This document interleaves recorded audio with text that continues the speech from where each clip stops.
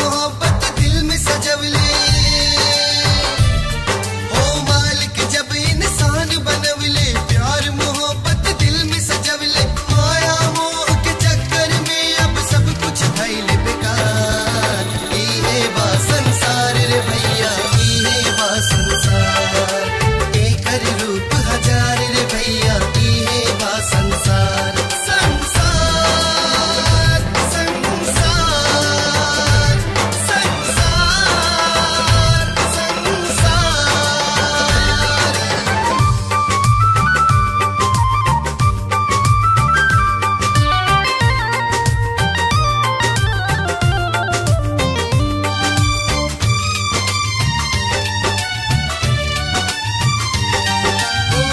अपने ही लोग बनके भूल जाता आदमी स्वार्थ के पहिया में झूल जाता आदमी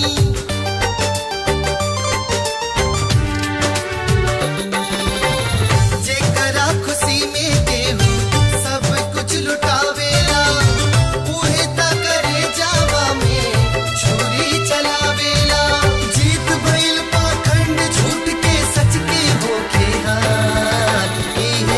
संसार रे भैया इहे बा संसार एकर रूप हजार रे भैया इहे बा संसार संसार संसार संसार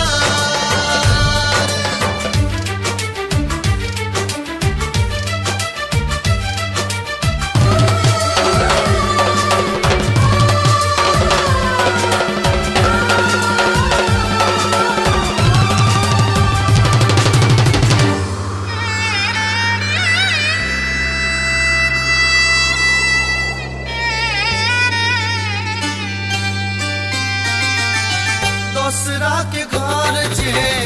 डाह में जरावेला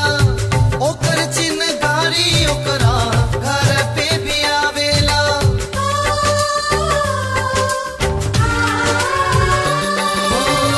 धोखा देवे वाला त